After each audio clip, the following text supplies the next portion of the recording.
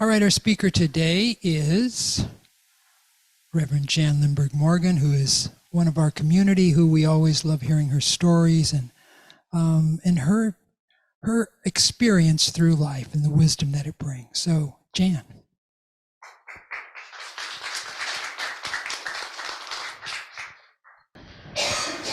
Am I on? I guess I am.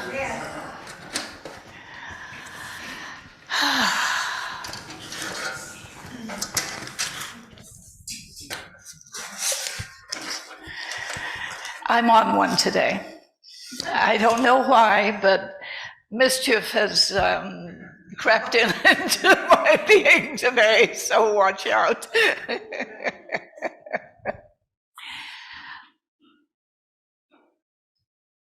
I'm going to do something which was not scheduled, and I would ask for your commitment to what I'm asking you. I received a text this morning from our beloved Amanda Sherlock. She's my fellow Brit, and she said, I will miss you this morning because Tessa, her beautiful dog, is going to the Rainbow Bridge this morning. And I would just like to ask if we could just have a little moment of silence, hold Amanda and Tessa in our hearts, and just know that love is all there is.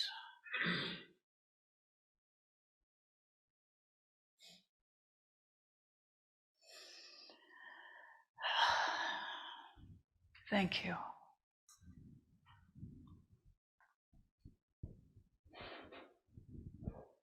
The title of my talk this morning is Unmasking Beauty. You know, a consistently positive approach to life can make a difference between happiness and misery, between health and illness, between life and death. But once infected with that positive approach to life, we'll never be the same. It's sort of one of those things that once you've experienced it, you can't go back. You might go back, but it's not comfortable. You know, we can control our outlook. We establish it every morning, whether we realize it or not. As our feet touch the floor and we move into our day. Our ultimate happiness or misery depends upon our disposition more than our circumstances. I'm not talking about the smile on our face when we're seething inside. I'm talking about the fact it has to come all the way from the heart. We've got to be saturated with it, beginning with making that first choice. You know, Dr. Ernest Holmes said, we should assume that life holds nothing against us. It desires only our good. It wants us to be well, happy, and successful, but it wants us to play the game of life the way it's supposed to be played, in unity and cooperation with others. So when we know at a deep level that life holds nothing against us, when we know life desires only our good, we can integrate this into our very beings. Have you ever noticed the windows of a moving vehicle, or looked out of the window when the wind was blowing and it was raining, and noticed how the drops of water hit and then run together? And as quickly as they run together, they divide again. But each is carrying with it a part of the other. By touching momentarily, neither was what it had been before. As each goes on to touch other raindrops, it shares not only itself, but also what it gained from the other raindrops. You know, we never touch people so lightly that we don't leave a trace. We never know for sure who we touch or how. if we would share with intention, we need to be conscious of what we are unintentionally sharing. The master teacher Jesus said, "Inasmuch as ye have done it unto the least of these my brethren, ye have done it unto me." So what was he telling us? Excuse me. There are no less than or greater than, that the least among us is as great and as beautiful as the greatest, that we are all one, just as the water in those raindrops is all one. So who we are out in the world does matter.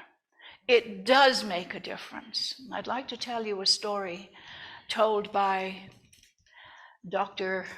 Eric Butterworth, that very much beloved Unity minister. From one of the universities around Baltimore, the members of a sociology class were sent into the Baltimore slums. And they had the names of 200 boys, and they were to look into the case histories of each of them and write an evaluation of each boy's future based on what they saw. All of the students said about all of the boys they were researching, "He hasn't got a chance." 25 years later, another professor found that earlier study. So he had his students follow up to see what had happened to those 200 boys. 20 boys had either moved away or no longer were alive. Of the remaining 180, 176 of them had achieved a success as lawyers, doctors, and businessmen. The professor was astounded and decided to pursue the matter. So all the men were accessible, and they were able to ask each one, "How do you account for your success?" A boy who came out of the Baltimore slums. And in each case, the reply came with deep feeling. There was a teacher. The teacher was still alive, and the professor sought her out. She was an old lady now, but still very alert, and he asked her what magic formula that she had used to pull these boys out of the slums into successful achievements. The teacher's eyes sparkled, and she broke into a smile. "It's really very simple. I loved those beautiful boys."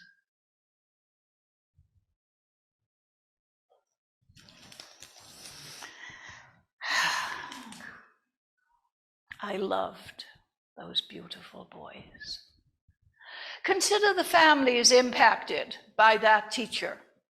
The children of the 176 men, the lives changed by the loving approach of one teacher who saw past the poverty, past the gangs, past the slums, and saw the beauty and potential in her students. Consider the economic impact on that community because one teacher taught with love.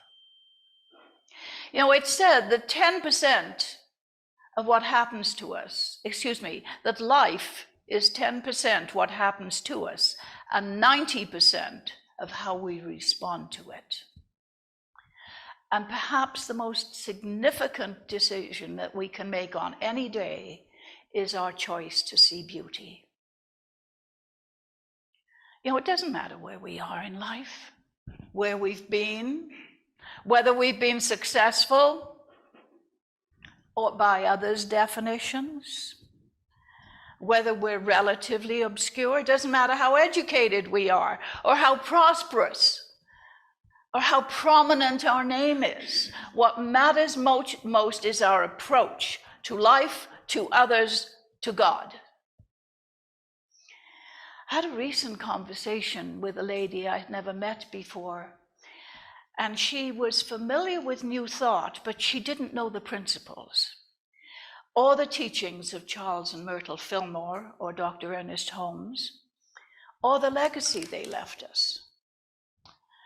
So I told her what I believe to be one of the most important instructions that Dr. Holmes left us. Always stay open at the top. How can we profess to know it all when we're staying open at the top? How can we put ourselves in the place of judge and jury and everything and everyone around us when we're staying open at the top? How can we wear the mask of being right, better, more enlightened, more civilized, or fill in the blank when we're staying open at the top? You know, on Halloween, we wear masks to disguise our true identities. We parade around pretending to be what we're not.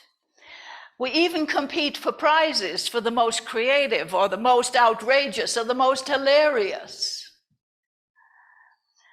But what these masks represent is obviously not our truth. But we consciously make the decision to hide behind them for fun. However, what about the masks we wear the rest of the year? Are you wearing a mask right now? A mask that hides your true identity, your true beauty? You know, we create masks for which we'll get the most applause. We learn as very small children how to create masks, masks that bring us approval. And in the process of becoming socialized, we discover that who we really are is not always appreciated. Some of the masks we wear, we recognize now as old stereotypes. Nice girls are sweet and compliant. Big boys don't cry. Keep your opinions to yourself. People don't like kids that talk back. We can all add our own contribution to this litany of rules that kept us in line and kept our voices stifled. And along with our voices, who we really are is stifled. Intuitive, childlike understanding of God the good gives way to that God is going to get us. That reminds me of a story about a parochial school lunchroom. A nun had left a note by the bowl of apples saying, "Take only one apple. God is watching you." And further down the line, someone had put a note by the cookies. "Take all the cookies you want. God's watching the apples."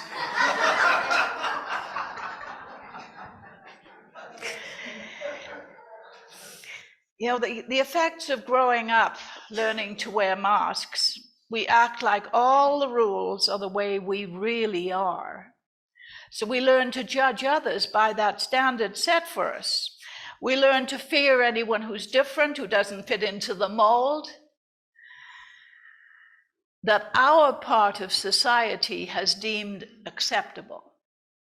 We learn to judge in terms of less than or better, more successful financially, and even more enlightened. How many of you are familiar with the music of Karen Drucker? Come on, I know every hand's going to go up.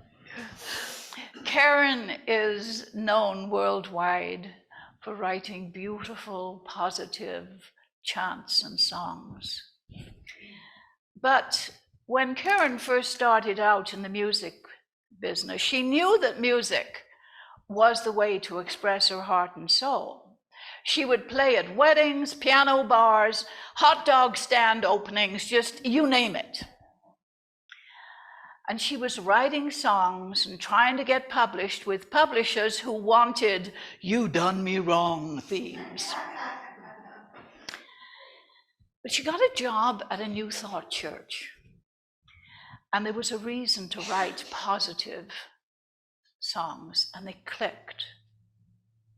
She could see how the songs were bringing more love and more light and more happiness into the lives of the members of the church and into her own life. Her mother, who she considered the most positive person she'd ever met, was diagnosed with cancer.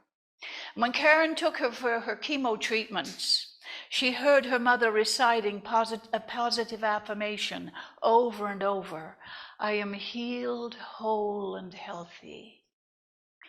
So Karen put the words to music so her mother could sing her song as she was being infused. Now, the chemo was infusing her body, but the music, the song, was infusing her mind and her heart. That changed Karen's focus on what she wanted to do with her music and her life. And when Karen's dear friend, Dr. Carol Hunter Sadler, was in the hospital recovering from major surgery, Karen and her husband John visited with his guitar and did a bedside concert for her to cheer her up.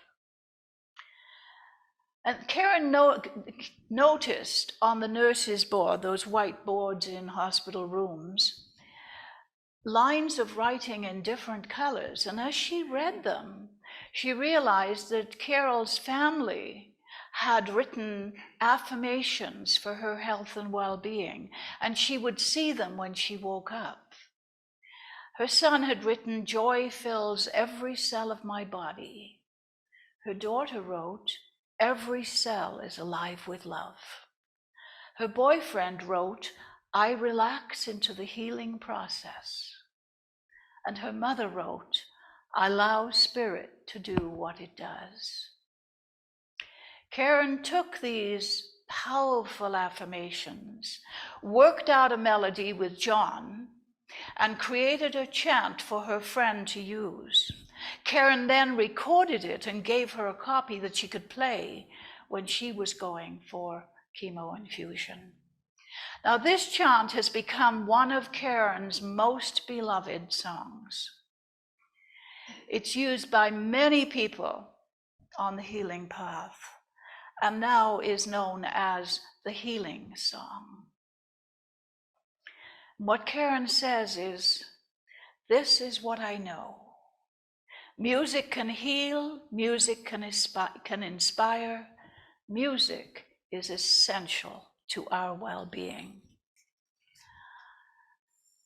You know, when Karen removed the mask of conformity with the music industry and allowed her own sacred beauty to shine through, she changed not only her own life, but the lives of countless people who've embraced her songs and her chants. The lady I spoke about earlier, this my new friend, wanted to know specifically how to accept street people, the homeless and the addicted. She had difficulty with the concept of non-judgment. She liked my suggestion that she send them love, silently acknowledge their beauty, and recognizing that each one was expressing an aspect of God's creation. And we talked at length about the ongoing need for forgiveness in our lives.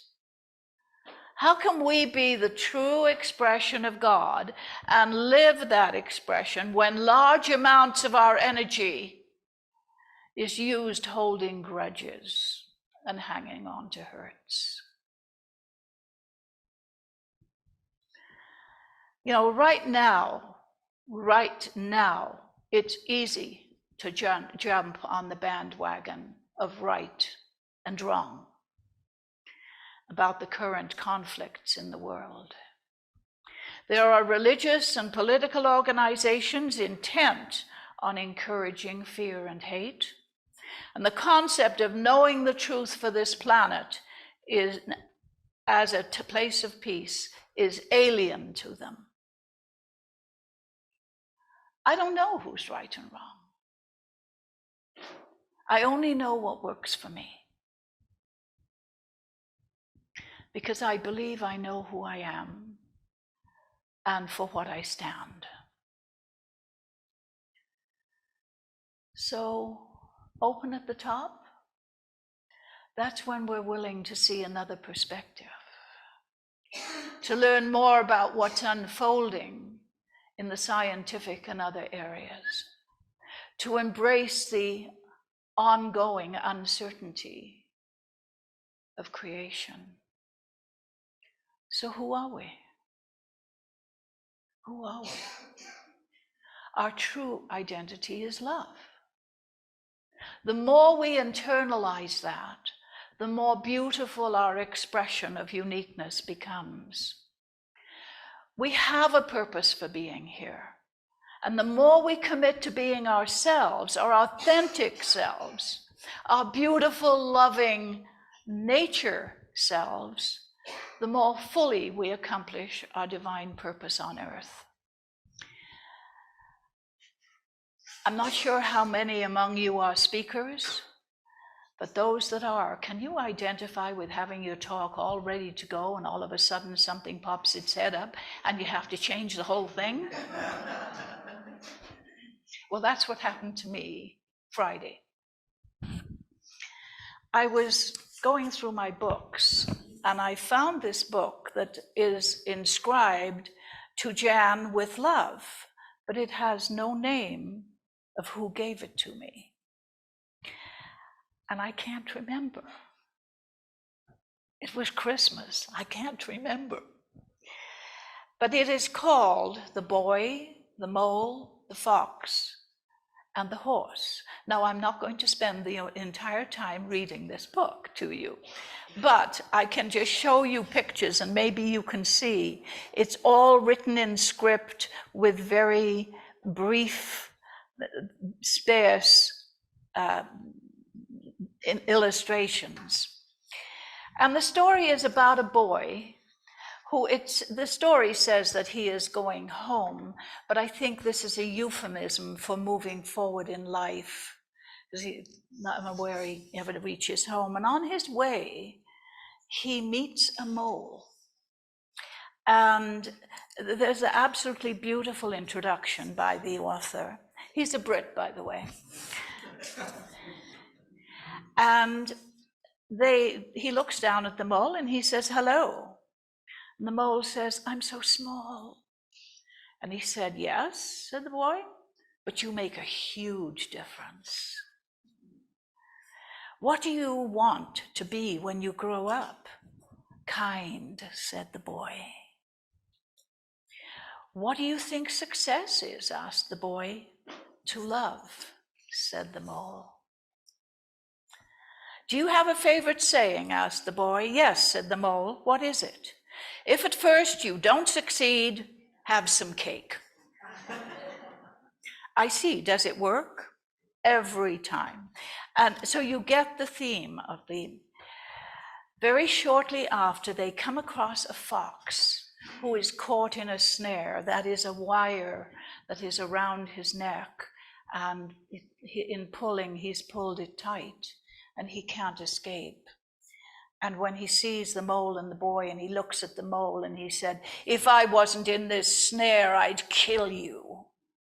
And the mole says, but if you stay in that snare, you'll die. And so the mole uses his little tiny sharp teeth and chews through the wire and releases the fox from the trap. The next picture shows the boy and the mole sitting up on the branch of a tree. And beneath them on the ground, the fox is outlining a shape of a heart in the dirt. They go on to meet a horse and they have wonderful experiences, but the horse said, I have a secret to tell you. I used to fly, but it made the other horses jealous. So I stopped doing it. And they said, we love you whether you fly or not. And the horse's wings sprouted out, and with the fox and the boy and the mole on its back, it soared through space. I'd like to just, at the very end of the story, read you the last little bit.